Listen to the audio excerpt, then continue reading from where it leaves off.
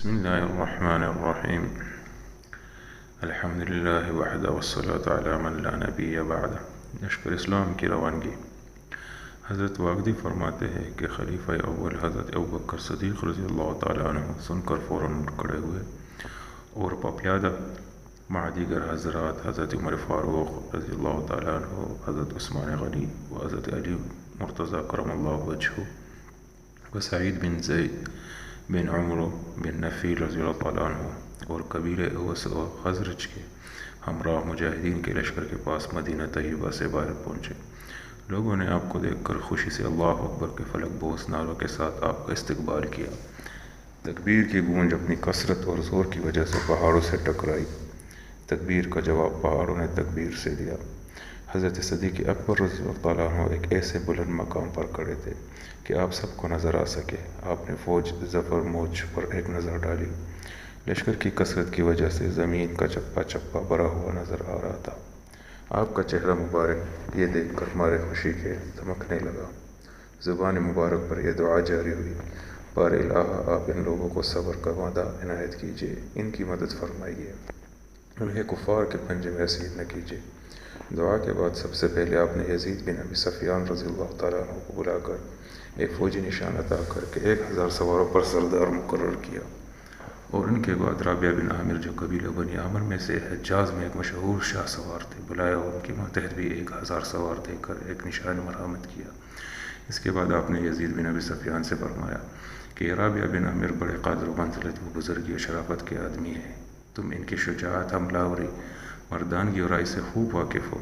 میں نے ان کو تمہارے ساتھ کر کے تمہیں ان پر حاکم کر دیا ہے۔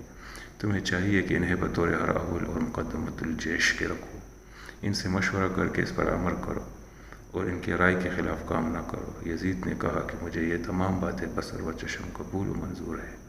اب یہ دونوں لشکر مسلح اور تیار ہو کر اکٹھے حضرت ابوبکر صدیق رضی اللہ تعالیٰ عنہ کی خدمت میں حاضر ہونے کے لیے چلے۔ یزید بن ابی سفیان اور رابعہ بن عامر گھوڑوں پر سوار فوج کے آگے آگے تھے۔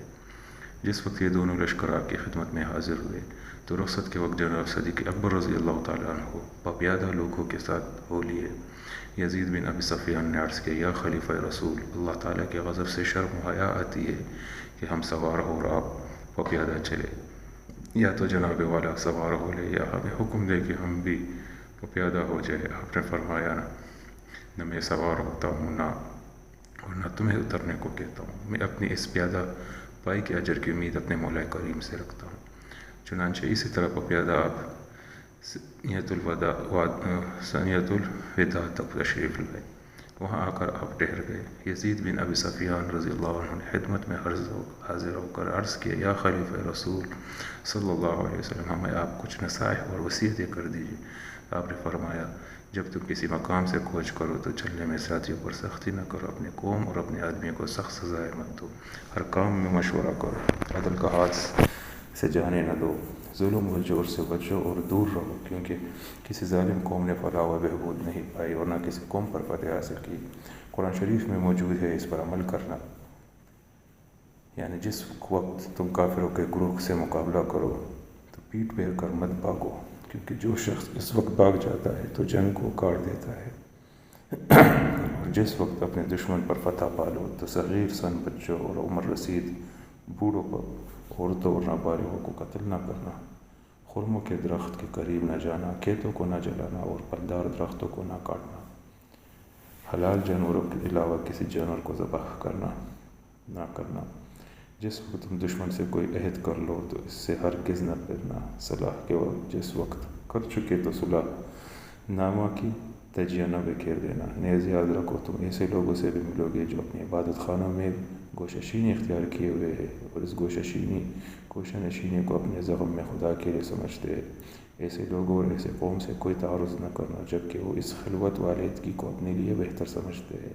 نیز تم ان کی عبادت خانوں کو بھی ویران نہ کرنا، ورنہ ان کو قتل کرنا تمہیں ایک قوم اور بھی ملے گی جس کے افراد شیطان کا گروہ و سلبان کے بندے ہیں، درمیان میں سے اپنا سر منڈاتے ہیں، اور ان کا منڈا ہوا سر قطن یعنی سنگ خار جانور کے گر جیسا ہوتا ہے۔ ان لوگوں کے سر پر تلوار تیز کرنا اور دعوت یہ کہ وہ اسلام نہ قبول کر یا ذلیل ہو کر جزیہ نہ دے اس وقت تک ان کو نہ چھوڑنا، اب میں تمہیں اللہ کے سپرد کرتا ہوں، خدا حافظ۔ یہ کہہ کر آپ نے ان سے مصافحہ اور معانقہ کیا اور ان کے بعد رابعہ بن عامر سے مصافحہ کر کے فرمایا، رابعہ بن عامر، تم بنی اصفر کے مقابلے میں اپنی شجاعت دکھلانا اور اپنی عقل مندی ظاہر کرنا، اللہ تعالیٰ تمہیں تمہارے ارادوں میں کامیاب کرے اور ہمیں اور تمہیں سب کو بخش دے۔ کہتے ہیں کہ لشکر اسلام منزل مقصود کی طرف روانہ ہوا اور حضرت ابوبکر صدیق رضی اللہ تعالیٰ عنہ ہمراہیوں کی مدینہ طیبہ لوٹ آئے۔ یزید بن ابو سفیان مدینہ شریف سے ابھی تھوڑی ہی دور نکلے تھے کہ چلنے میں آپ نے بہت تیزی کی۔ رابعہ بن عامر نے اعتراض کیا اور کہا کہ حضرت ابوبکر صدیق رضی اللہ عنہ نے آپ کو آہستہ آہستہ چلنے کا حکم دیا تھا اور کہا تھا کہ چلنے میں زیادہ سختی نہ کرنا۔ اس کے جواب میں یزید بن ابی سفیان نے کہا، یہ صحیح ہے کہ حضرت ابوبکر صدیق رضی اللہ عنہ نے ہمیں یہی حکم دیا تھا، مگر جیسا کہ حضور والا نے ہمیں جنگ کی طرف روانہ فرمایا ہے، اسی طرح آگے پیچھے اور فوج بھی بھیجنے کا ارادہ رکھتے ہیں۔ اس لیے میں چاہتا ہوں کہ میں شام میں پہنچ کر سب سے پہلے سبقت کروں۔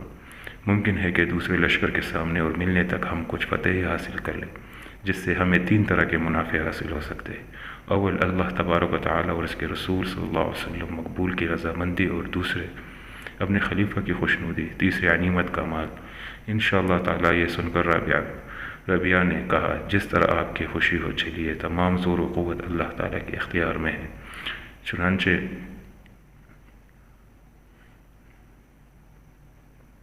وادی قر مسافات افترا کے راستے سے چلے تاکہ تبوک اور چابی کو ہوتے ہوئے دمشق پہنچ جائے۔ واقعی کہتے ہیں کہ یہ خبر بعض نصرانی عربوں کے ذریعے جو مدینہ طیبہ میں رہتے تھے، ہرقل بادشاہ روم کو پہنچی، تو اس نے ارکان دولت کو جمع کر کے کہا، اے بنی اصفر، تم سمجھ لو کہ تمہاری دولت و حشمت برباد اور تم ہلاکت کے قریب آ گئے ہو۔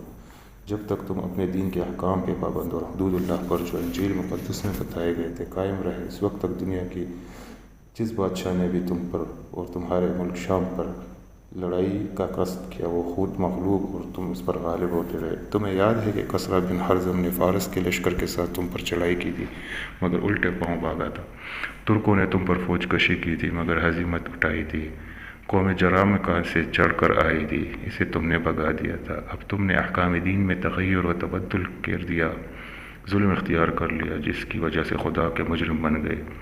اس پادیش میں خداوند تعالیٰ نے تم پر آج ایک ایسی قوم مسلط کر دیا جو کبھی کسی شمار و قطار میں بھی نہ تھی، اور اس سے زیادہ کوئی قوم ضعیف نہ تھی، جس کی طرف سے ہمارے دلوں میں کبھی خیال تک بھی نہیں گزرتا تھا کہ یہ ہمارے ساتھ ہمارے ہی ملک کے اوپر ہم سے کبھی لڑیں گے۔ یہ دراصل ان کو قحط اور بھوک نے یہاں تک پہنچایا اور ان کے پیغمبر کے خلیفہ نے انہیں یہاں تک بھیجا ہے کہ وہ ہمارا ملک ہم سے چھین کر ہمیں یہاں سے نکال دے۔ اس کے بعد ہرقل نے جو کچھ جاسوسوں کے ذریعے سنا اور معلوم کیا تھا، سب ان کے سامنے بیان کیا، جس کے جواب میں ارکان دولت نے یک زبان ہو کر کہا، آپ ہمیں ان کے مقابلے کے لیے روانہ کر دیجیے۔ وہ اپنی مراد میں کبھی کامیاب نہیں ہو سکتے۔ انہیں ان کے نبی کے شہر میں پہنچا کر ان کے کعبے کے جڑے تک نعوذ باللہ گاڑ پھینکیں گے اور ان میں سے کسی ایک کو بھی نہیں چھوڑیں گے۔ واقعی کہتے ہیں کہ ہرقل نے جب ان کے چہروں کو بشاش اور ان کے تدابیر کو احتیاط و حزم کے ساتھ ملاحظہ کیا اور مستعد پایا، تو 8000 سوار جو نہایت جان باز اور جمیع تھے منتخب کر کے ان پر 4 سردار بہت بڑے ماہرین فن میں سے سمجھے جاتے تھے مقرر کیے۔ اول بطالیق، دوسرے اس کا بھائی جرجیس تھا، تیسرا والی شہر تھا لوکا بن شمان، چوتھے حاکم ازا کے واسکلان سلیہ تھا۔ یہ چاروں بہادر شجاعت و دریت میں ضرب مثل تھے۔ انہوں نے زر پہنی، سامان درست کیا، زینت دکھلائی۔ لاٹ پادری نے ان کے حق میں فتح و نصرت کی دعائیں مانگی کہ اے اللہ، جو ہم میں سے حق پر ہو اس کی مدد کرنا۔ گرجاؤں میں جو خوشبودار چیزیں لائی جاتی ہے، اس کی انہیں دوہنی دی گئی۔ معمودیہ کا پانی تبرک ان پر چڑھایا گیا۔ اس کے بعد بادشاہ نے خود انہیں رخصت کیا۔ راستہ بتلانے کے عرض سے نصرانی عرب آگے آگے ہوئے۔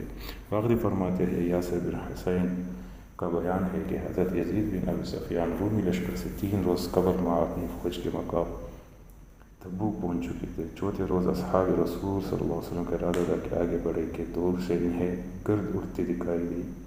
یہ دیکھ کر مسلمان ہوشیار ہو گئے۔ حضرت یزید بن ابی سفیان نے 1000 لشکر رابعہ بن عامر کی سرکردگی میں لے کر ایک کمینگاہ میں چھپا دیا اور 1000 کو لے کر سامنے ہو گئے۔ لڑائی کے لیے صفیں مرتب کیے، چند نصائح بیان کیے، اللہ تعالیٰ کی نعمتوں کا ذکر کیا اور فرمایا، یاد رکھو اللہ تعالیٰ جل جلالہ نے تم سے مدد کا وعدہ کیا ہے، اکثر جگہ فرشتوں کی فوج بھیج کر تمہاری مدد کی۔ قرآن شریف میں فرمایا اکثر مرتبہ بہتر توڑی اور چھوٹی جماعت بہت بڑی جماعت پر اللہ کے حکم سے غالب آ جاتی ہے اور اللہ تعالیٰ صابروں کے ساتھ ہے۔ ہمارے آقا مولا جناب رسول اللہ فرما گئے تھے کہ تلواروں کے سائے تلے جنت ہے۔ برادران اسلام، سب سے پہلے لشکر جو شام میں جہاد کے لیے بنی اسفر کے مقابلے پر آیا وہ تمہارا ہی ہے۔ اب جو مسلمانوں کے لشکر تم سے آ کر ملیں گے اس کے اصل تم ہی شمار ہو۔ دوسرے لشکر محض ملنے والے یا مدد و معاون ہوں گے۔ تمہیں بھی چاہیے کہ تم وہی کر کے دکھلاؤ جو تمہاری طرف سے مسلمانوں کا گمان ہے۔ دشمن تمہارے مقابلے پر ہے، اس لیے احتیاط رکھو کہ وہ تمہارے قتل کی امید کرے۔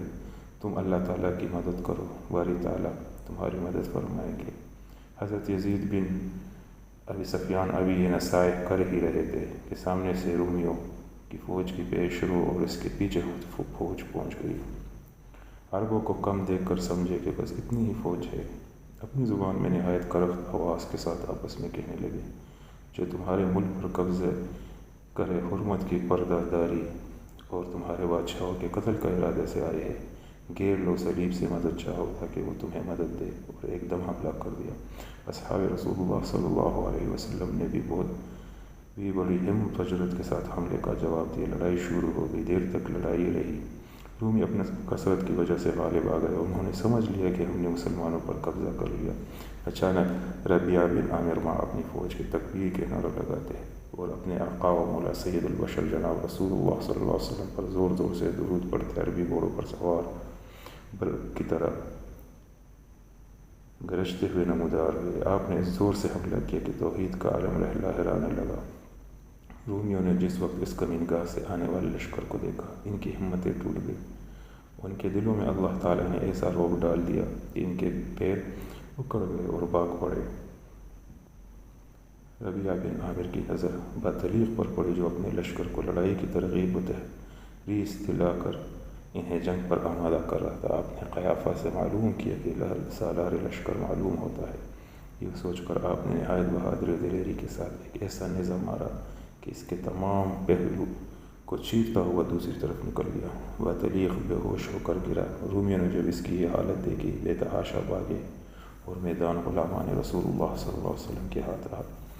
واقعی عبداللہ بن علم سے روایت کرتے ہیں کہ اس لڑائی میں ہمارے ہاتھ سے اللہ تعالیٰ نے 2200 رومیوں کو تہ تیغ کر رہا اور 120 مسلمان جو اکثریت قبیلے سے کاسک لے کے تھے شہید ہوئے۔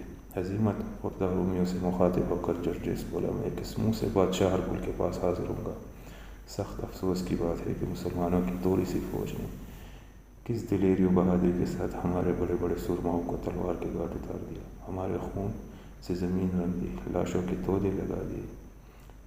میں اس وقت تک نہیں لوٹ سکتا جب تک کہ بھائی کا بدلہ نہ لوں یا میں بھی اس سے جا ملوں۔ رومی یہ سن کر ایک دوسرے کو سرزنش اور ملامت کرنے لگے۔ شرمندگی کو دور کرنے کے لیے پھر لوٹے، ایک جگہ خیمہ نصب کر کے سامان درست کیا، لڑائی کا نہایت زور کے ساتھ اہتمام کیا۔ جب سامان درست ہو گیا اور پڑاؤ کو نہایت مستحکم و مضبوط کر چکے تو ایک نصرانی عرب کو جس کا نام قدح بن واصلہ تھا بلا کر کہا کہ تو مسلمانوں کے لشکر میں ان سے جا کر کہے کہ وہ اپنے لشکر میں سے ایک زیر عقل مند اور تجربہ کار کو ہمارے پاس بھیج دے تاکہ ہم اس سے دریافت کریں کہ وہ یہاں آنے سے کیا مقصد رکھتے ہیں۔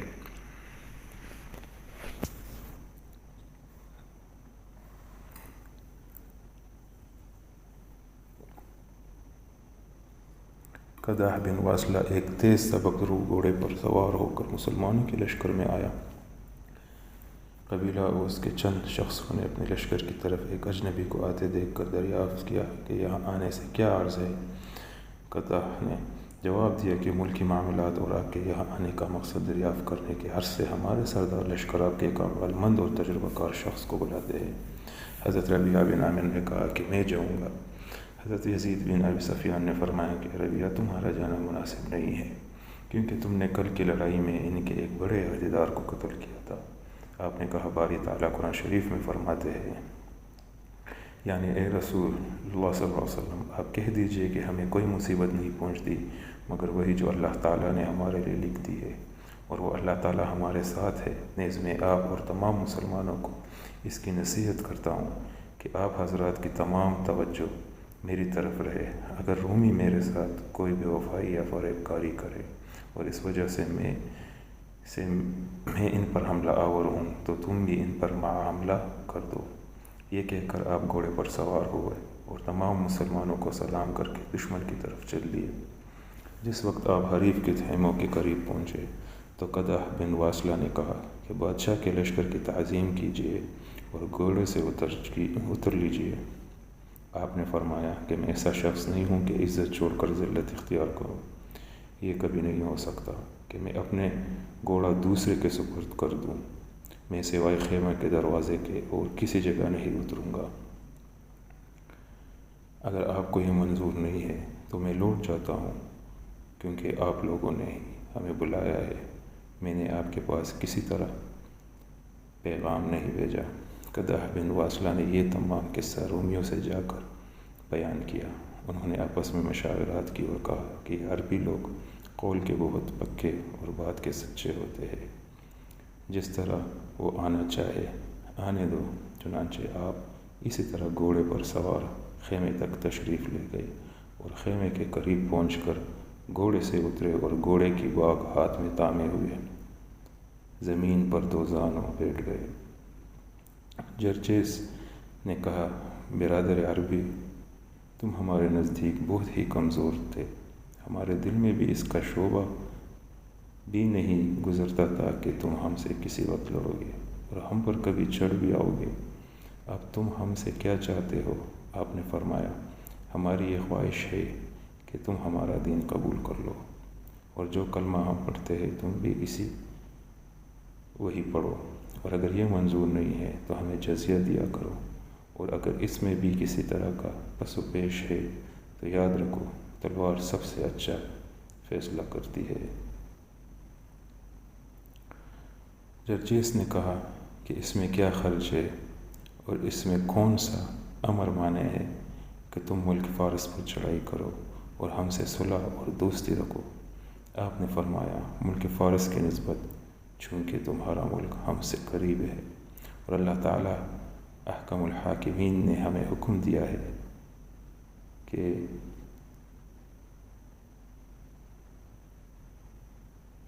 ترجمہ یعنی جو کفار تم سے قریب ہے ان سے لڑو، چاہے کہ وہ تمہیں زیادہ قریب آئے۔ جرجس نے کہا کہ کیا تم پر کوئی کتاب بھی نازل ہوئی ہے؟